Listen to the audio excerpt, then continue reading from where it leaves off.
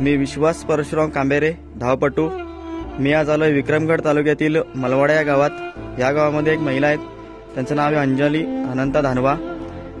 त्यांचे पती जाऊन 22 वर्ष झालेत, परंतु त्यांना एक अपंग मुलगा आहे आणि त्या अपंग मुलाची सेवा आणि स्वतःचा उदरनिर्वाह करण्याची त्यांची ऐपत नसल्यामुळे खूप परिस्थिती गरिबीची आहे। म्हणून त्यांना आपण आपल्याकडून कडधान्य, जीवनावश्यक ज्या वस्तू आहेत त्या आपण त्यांना भेट देणार आहेत। चला तर मग त्यांची व्यथा जाणून घेऊया।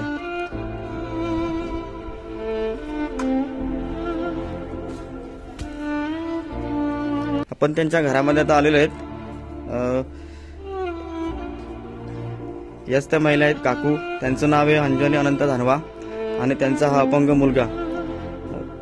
त्या मुलाची तुम्ही अवस्था बघू शकता। त्याला उठता नाहीत, बसता नाहीत, दिसत नाही।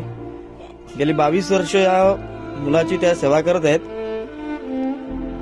घरी कमवतं कोणच नसल्यामुळे स्वतः या मुलाची संगोपन करण्यासाठी कुठे बाहेर कामाला जाता येत नाही।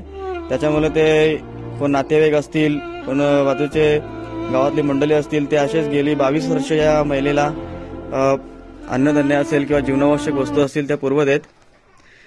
तर त्या महिलेला आपण विचारूया नक्की काय परिस्थिती आहे। काकू, तुमचं नाव काय? अंजनी अनंता धानवा।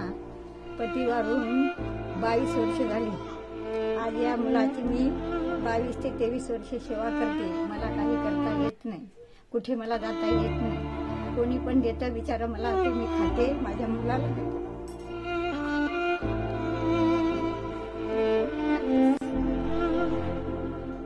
या महिलेची परिस्थिती बघून आपण त्यांना आपल्याकडून जीवनावश्यक वस्तू, कडधान्य असेल ते आपण त्यांना भेट देणार आहेत।